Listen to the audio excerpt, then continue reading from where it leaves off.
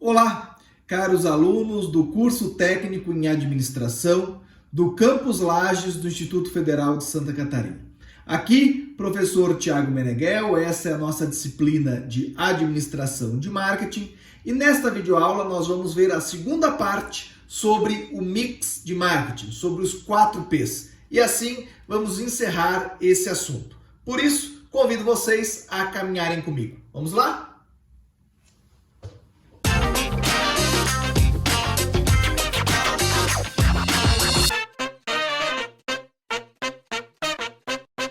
Na videoaula passada, nós começamos a falar sobre mix de marketing.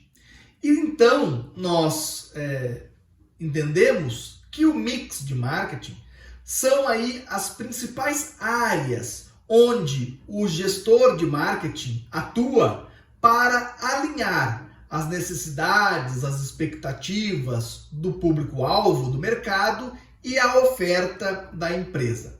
Essas estratégias, essas definições são em relação à oferta que a empresa vai fazer, ao seu produto, ao preço que será cobrado, que também determina o posicionamento, aos locais onde isso será ofertado, a praça, o ponto de venda, e as estratégias de comunicação, de promoção, no sentido de promover a empresa ou seus produtos. Na videoaula passada, nós começamos a falar sobre os 4 P's e falamos sobre os 2 P's iniciais, sobre produto e sobre preço.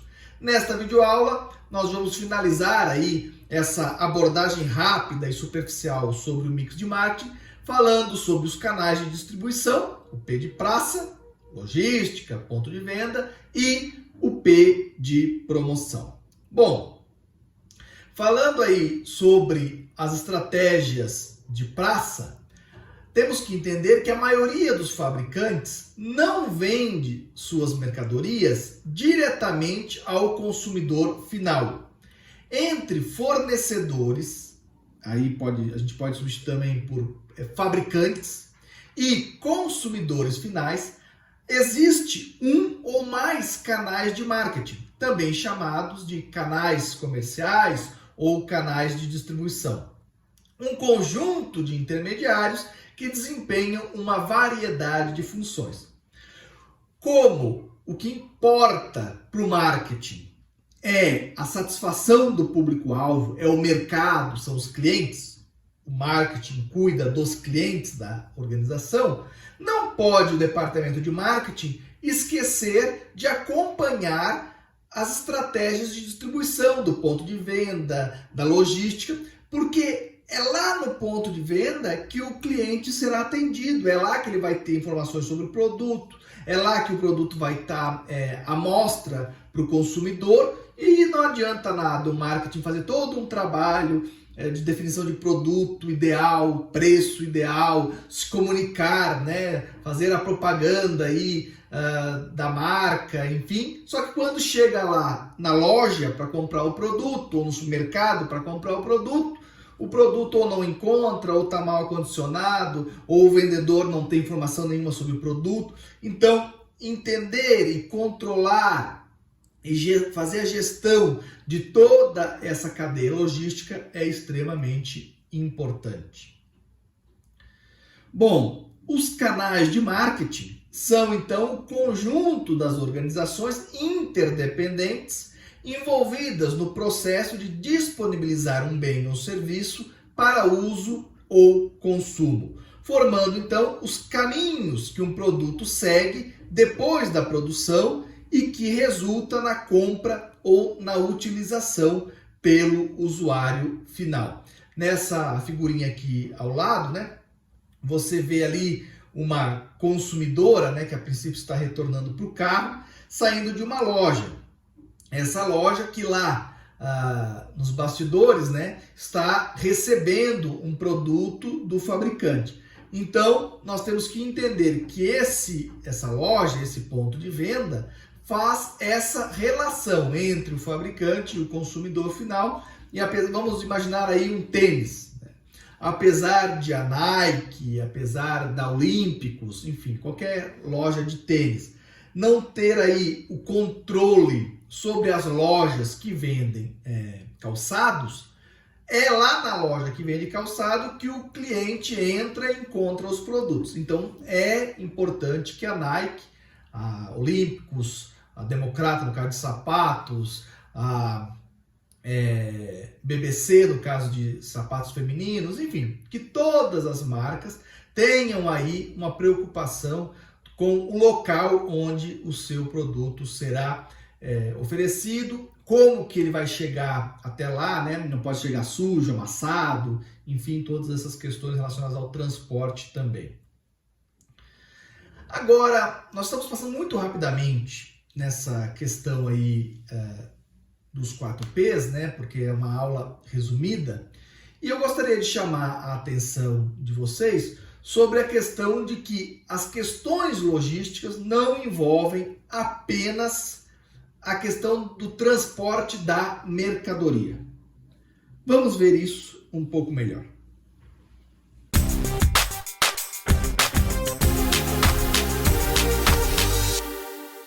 Vocês podem observar nessa figurinha que está aí no nosso slide, que tem ali a matéria-prima, o transporte da matéria-prima até a empresa, que então faz, né, que produz aí um determinado produto. Esse produto, para chegar no consumidor final, né, ele pode ser transportado até o varejista, até uma loja, que aí então vende para o consumidor final, ou ainda ele pode ser deslocado até um atacadista, que esse atacadista vende para o varejista, ou ainda pode ter outros formatos, por exemplo, via atacarejo, ou via representante comercial, ou por aí vai. Mas quando a gente pensa nesse fluxo, geralmente a gente pensa no fluxo do produto físico, né? A camiseta, o tênis, a bicicleta, o carro que está indo aí nesse fluxo. Mas existem outros fluxos que precisam ser determinados pelo pessoal de marketing. Por exemplo, o fluxo da propriedade. Aqui a pergunta é o seguinte: quem é que é responsável pela transportadora? É o varejista que compra o produto do fabricante e manda o caminhão buscar, no caso? Ou é o fabricante que manda o produto no caminhão? Vamos imaginar que esse caminhão teve um acidente na BR, tombou, se perdeu o produto. Esse produto pertencia a quem nesse momento? Já era uma compra do varejista ou ainda estava em posse do fabricante? Quem é o responsável por esse transporte? Isso é algo que nós precisamos entender. Por exemplo, fabricante de carro, as montadoras. Muitas vezes o veículo que está numa concessionária já pertence à concessionária. A concessionária já pagou lá, já foi emitida nota fiscal de compra do CNPJ da concessionária contra a montadora, e o carro que está ali na concessionária já pertence à concessionária. Às vezes não. Às vezes a fabricante, né, a montadora do carro, coloca um determinado veículo à disposição da concessionária lá na cidade, mas aquele veículo é como se estivesse no estoque da montadora, não pertence àquela concessionária, pertence à fabricante. Inclusive, se uma outra concessionária de uma outra cidade vender um carro daquela cor, com aquelas características, a montadora vai lá naquela concessionária, pega aquele carro e leva para outra cidade, porque aquele carro não pertence à concessionária, pertence à montadora. Então, esse é o fluxo da propriedade. A quem pertence o produto em cada etapa. Esse é um outro fluxo que precisa ser analisado. Fluxo de pagamento. O consumidor final paga para o varejista. Aí, nesse momento é que o varejista vai passar a pagar para o fabricante, ou o varejista já precisa pagar, ter aí o seu estoque com recursos próprios. Isso implica em fluxo de caixa, uma série de questões, precisa ser definido também. Questão de informação, né? Então, essas questões de solicitação de compra, de pedidos, enfim, por onde caminha essa informação. Vamos voltar aí ao exemplo das montadoras. Um cliente pode ir até uma concessionária, pedir um carro com determinadas especificações para a concessionária e ela faz a solicitação para a montadora, mas também pode o consumidor fazer o pedido do carro direto no site da montadora, direto para a Ford, para a GM, enfim, e a informação vai direto para a montadora só diz para o cliente, vá lá na concessionária e retire o seu carro. No caso, a concessionária, claro, foi avisada pela montadora, mas ela foi avisada depois da solicitação já ter sido feita, que é o processo inverso se o cliente tivesse na concessionária. Então, por onde vai essa informação? Isso é algo importante. E a comunicação? E aqui, no termos aqui de propaganda, né, de divulgação do produto, de outras ações de promoção, como que vai ser feito? É direto o fabricante? É uma parceria fabricante varejista? É o varejista que faz? Né? No caso de supermercado, geralmente, quem faz aí a divulgação é o varejista. No caso de fabricantes de tênis, que nós estávamos dando exemplo, geralmente a propaganda é do fabricante. Em termos de concessionária de carro, muitas vezes é uma parceria. 50% do custo é da montadora, 50% do custo é da concessionária em alguns outdoors, em algumas atividades de promoção. Outras propagandas na TV e tal, isso é custo total da montadora. Então, como que isso vai se dar? É um outro fluxo que precisa de determinação. Então, todos esses fluxos que envolvem a cadeia logística, que envolvem os representantes, envolvem aí os centros de distribuição, os varejistas, os atacadistas, enfim, tudo isso são estratégias vinculadas ao P de praça, ao P de ponto de venda, de PDV, ok? Teríamos muitos outros estudos a fazer sobre o P de praça, a questão de níveis de distribuição, de estratégias pull e push, uma série de outras questões, mas aqui nessa videoaula nós não temos tempo. Se você quiser aí mais se aprofundar nessa questão de logística, lá no canal eu tenho outras videoaulas, o pessoal da pós-graduação, enfim, em que a gente se aprofunda ainda mais. Para os estudos no nível do curso técnico em administração, esse debate que nós fizemos é suficiente, ok? Retornamos aqui. Vamos falar agora daquilo que muitas pessoas confundem com marketing. Para muitas pessoas, marketing é sinônimo aí de comunicação, de propaganda e por aí vai. Nós já vimos que isso é só uma parte, né? Não adianta eu chamar as pessoas para virem visitar a minha empresa, a minha loja, e fazer uma bonita propaganda, uma bonita comunicação, enfim, e as pessoas chegarem na minha loja e está suja, está bagunçada, não serem bem atendidas e por aí vai. Então, não basta apenas o P de promoção, né? Não basta apenas as estratégias de comunicação, nós precisamos cuidar de todo o mix de marketing. Mas, falando aí da comunicação, o marketing moderno exige mais do que desenvolver um produto adequado, P de produto, a um preço atraente, P de preço, e torná-lo acessível aos consumidores, isso é o P de praça. As empresas precisam também se comunicar com os stakeholders. Stakeholders são todas as pessoas que têm aí algum interesse, alguma relação com a empresa. Tanto os stakeholders atuais como os potenciais, bem como com o público em geral. Muitas vezes a empresa, vamos pensar aí uma Petrobras, precisa se comunicar com a sociedade brasileira, né? Às vezes aí teve um problema ambiental, alguma coisa assim, a empresa precisa se comunicar com a população em geral. A população em geral não é aí o mercado-alvo, né? Os clientes diretos da Petrobras. No caso que eu estou falando aí da empresa extratora de petróleo, não dos postos BR. Os postos BR até tem aí um público mais geral, né? assim, uma população, todo mundo que tem um veículo e por aí vai. Mas eu falo lá da empresa da Petrobras que faz a extração, a petroleira, né, que faz a extração do petróleo. O cliente dela são aí as refinarias, são alguns mega empresas, né, mega empresas que fazem aí a distribuição dos derivados de petróleo, por aí vai. Mas muitas vezes ela precisa se comunicar com o público em geral. Bom, quais são aí as funções, né? Qual a função da comunicação de marketing?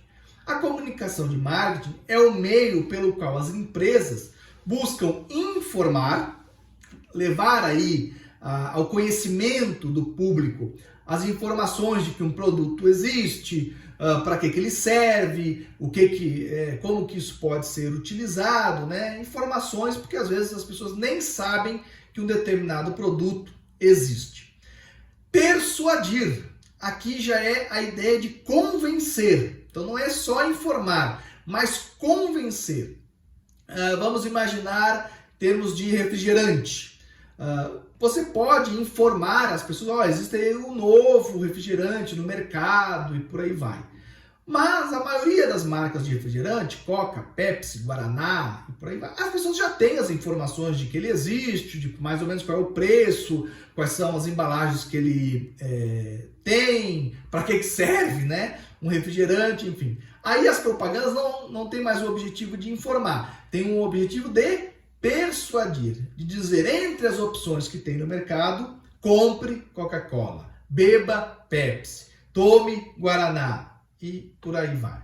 E lembrar os consumidores, porque muitas vezes o consumidor tem aí uma determinada necessidade, mas não está ventilando a possibilidade de utilizar um produto ou um serviço, e aí a comunicação lembra o consumidor, tem essa opção aqui, né? Isso pode acontecer de forma direta ou indireta, sobre os produtos e as marcas que as empresas comercializam. Bom, o atual ambiente da comunicação é muito complexo. Hoje os consumidores têm à disposição centenas de canais de TV a cabo e via satélite. Tem aí as plataformas de streaming, Netflix, Disney Plus e outras. Milhares de revistas físicas e online, jornais também agora migrando para o formato online, milhões de sites, páginas na internet, e vem assumindo um papel mais ativo na decisão de quais comunicações querem receber. Vamos ver esse exemplo aqui. Em 1960, uma empresa, qualquer que fosse, né, nos Estados Unidos, conseguia atingir 80% das mulheres norte-americanas com um comercial de 30 segundos, exibido simultaneamente em 3 redes de TV, ABC, CBS e NBC. Hoje em dia, o mesmo comercial teria que ser vinculado em mais de 100 canais. E mesmo assim, é muito provável que não atingisse os 80%. Só para vocês entenderem, principalmente aí, né, os alunos que são mais jovens. O que ele está querendo dizer aqui é que nos anos de 1960, basicamente existiam 3 canais de televisão nos Estados Unidos e que essa era a única opção de lazer que existia ali no início da noite, por exemplo. Então, 80% das pessoas estavam olhando para a TV e só tinham 3 opções, ABC, CBS e NBC. Então, se você vinculasse um comercial ao mesmo tempo nos 3 canais, em um dos 3 a pessoa ia estar e você atingia 80% das mulheres ou até das pessoas. Agora, atualmente, quantos canais existem, né? TV fechada, mesmo na TV aberta, existem muito mais. Aí tem as parabólicas, aí tem os canais fechados, History, Discovery, todo o grupo da Globo News, da Globosat, desculpa, né? Então Globo News, Sport TV, GNT, mais e tantos outros canais que tem aí da Globosat. Então, hoje, para pegar todas as pessoas que estão aí olhando para a televisão, você precisaria, né, estar em 100 canais ao mesmo tempo. Em média, o habitante de uma cidade está exposto a cerca de 3 a 5 mil mensagens publicitárias por dia. Outdoor, na rua, fachadas, nos locais de trabalho, na internet, na TV, no rádio, quando ele está indo no carro, enfim, é o tempo todo comunicações de marketing, né? Comunicações das organizações. Vamos ver isso um pouco melhor.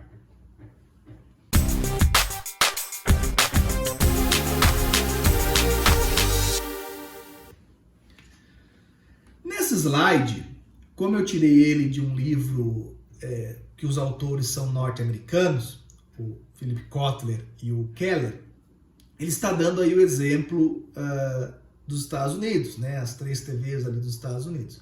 Mas eu queria dizer para os nossos alunos que no Brasil era muito semelhante, não apenas ali nos anos 60, mas um pouco depois, até início dos anos 80.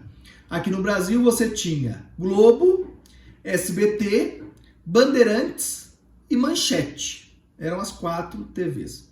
A Globo pegava todos os dias. As outras dependia. Se chovia, se desse muito vento, era só uma chiadeira na TV, não dava para se enxergar nada. Então, inclusive, 60% das pessoas estavam assistindo Globo. Jornal Nacional, novela das 8, então era índice de audiências altíssimo.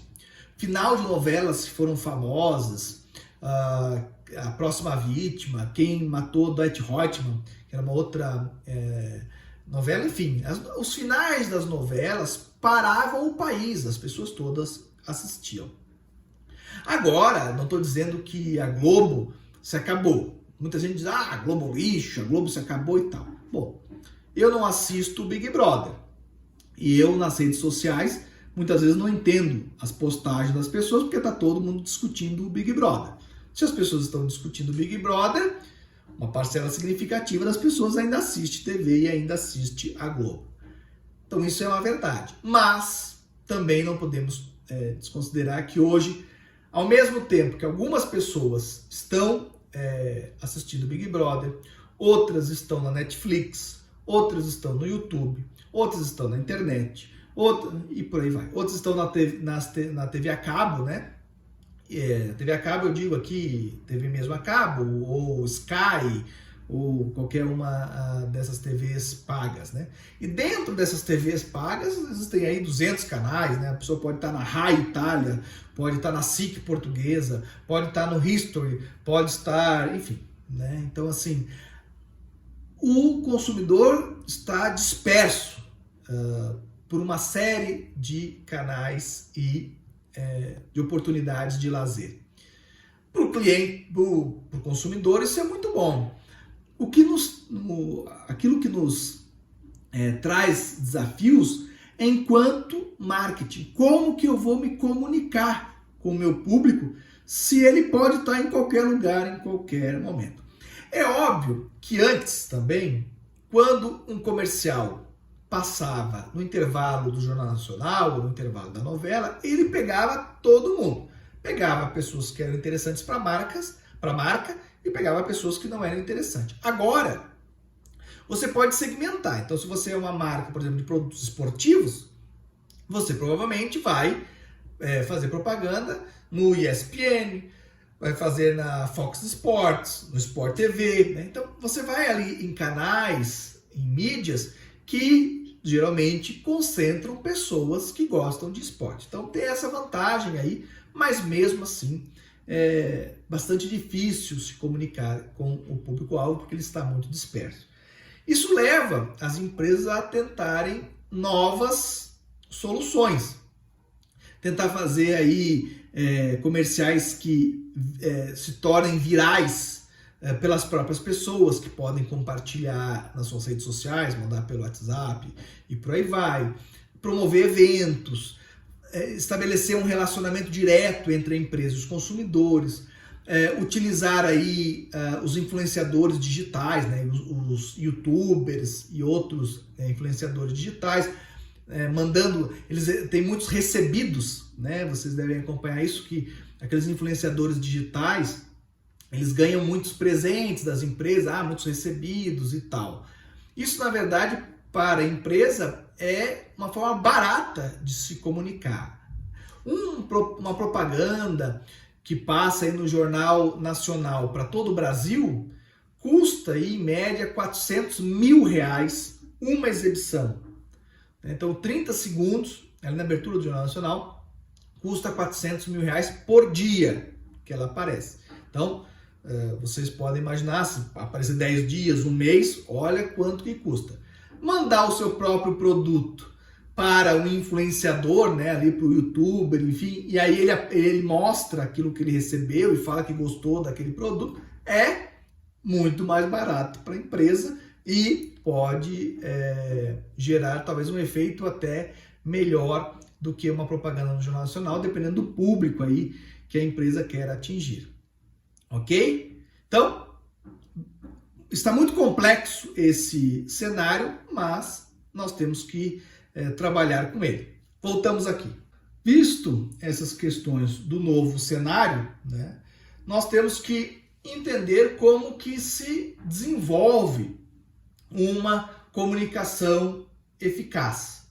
Aqui eu também vou dizer que eu vou passar muito rapidamente essas etapas e que lá no canal do YouTube, se você ficou interessado em se aprofundar, tem videoaulas destinadas aí ao pessoal da pós-graduação, enfim, onde eu detalho aí cada uma dessas etapas. Mas aqui, para o curso técnico em administração, o que eu vou mencionar são as etapas e o que é basicamente elas. A primeira questão, quando você vai pensar em uma comunicação, é a identificação do público-alvo. Sempre que nós estamos falando de marketing, nós vamos falar de público-alvo. Para quem é o produto, para quem é a comunicação e por aí vai. Mas isso é realmente muito importante. Se eu sou uma empresa de esporte, eu vou falar de uma determinada maneira, usar umas gírias, um formato de falar, a pessoa, né, que vai aparecer no meu comercial falando, vai ser aí um ex-atleta ou um atleta que fala de uma determinada forma.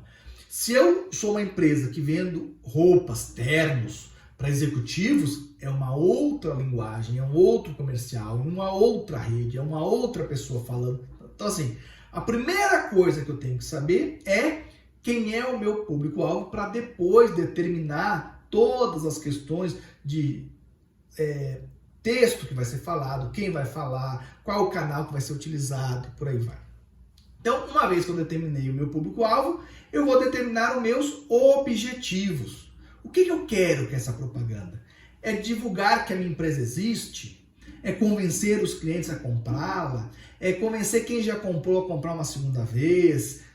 O que eu quero com essa propaganda? São os meus objetivos. Depois eu parto aí realmente para a elaboração da comunicação. Os comerciais em geral, rádio, TV, tem aí 30 segundos. Na internet isso é um pouco mais variável, mas não pode passar aí de 1 minuto. Então, qual é o texto que eu vou dizer, quem vai dizer, né, qual é a mensagem que eu quero reforçar, né? Então, aí que é a elaboração mesmo da comunicação.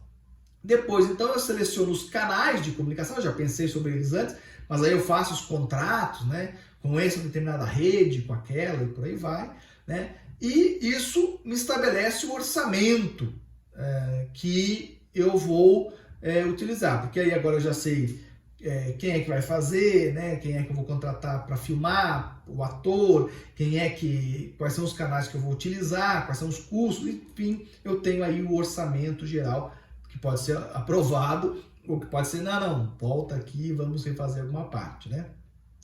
E aí eu tomo decisões sobre o mix de comunicação. Porque o mix de comunicação ele é extenso, eu não tive tempo aqui de detalhar com vocês, mas nós temos propaganda, que é aquilo que é pago, nós temos publicidade, que são através de releases feitos por jornalista, ganhar espaço editorial, nós temos a promoção de vendas, nós temos a possibilidade de eventos, enfim, existe um mix enorme aí de possibilidades de comunicação.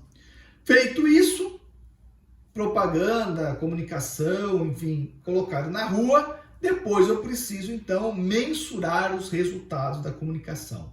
Eu tenho que olhar lá os objetivos que eu tinha e verificar. Atingir, não atingir? Então pego aí uma quantidade de clientes.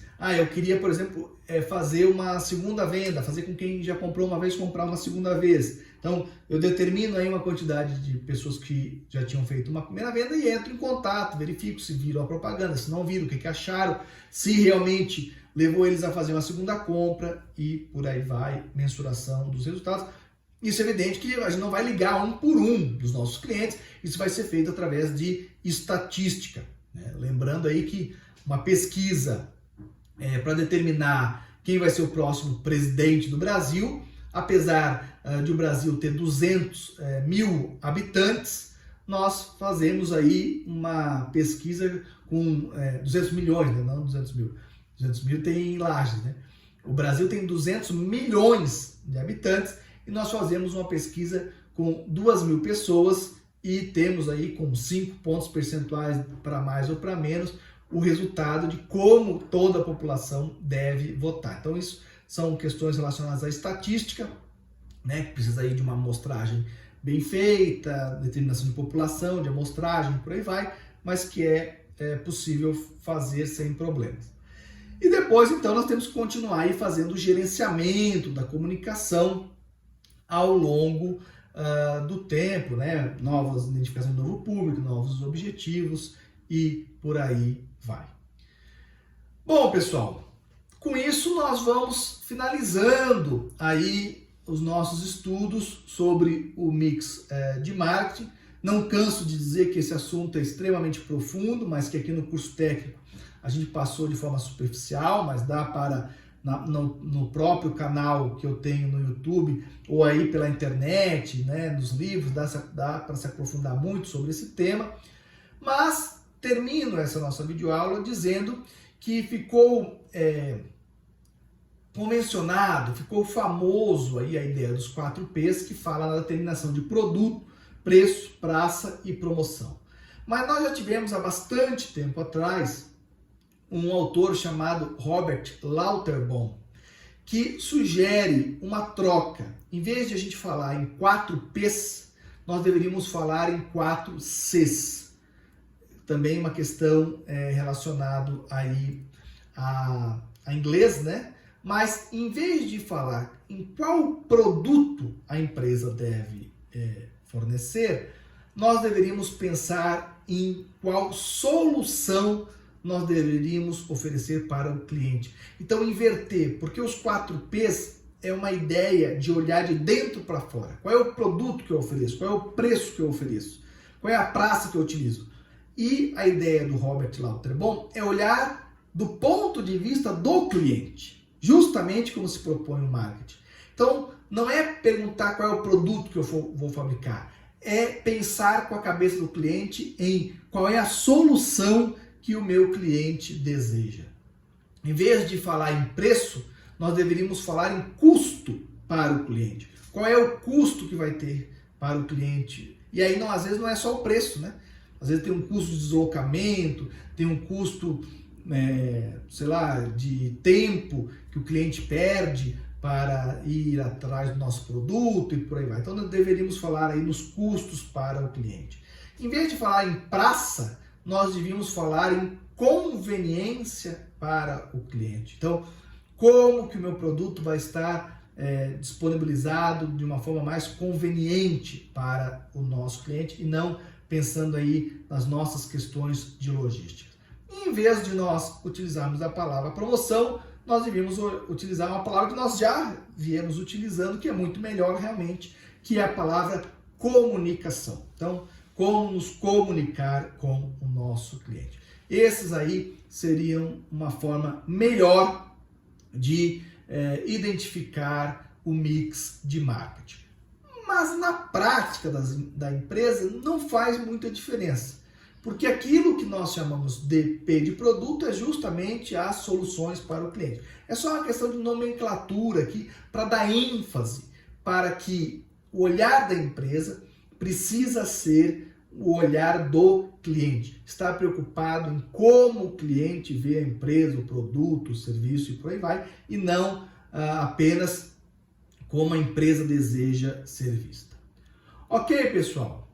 Com isso, nós chegamos aí ao final da nossa videoaula e dos nossos estudos sobre o mix de marketing. Espero que vocês tenham gostado aí do nosso bate-papo, apesar de ser rápido e superficial. Espero que vocês tenham tido uma noção do que é o mix de marketing. Fico aguardando vocês na nossa próxima videoaula. Até lá, um grande abraço. Tchau, tchau.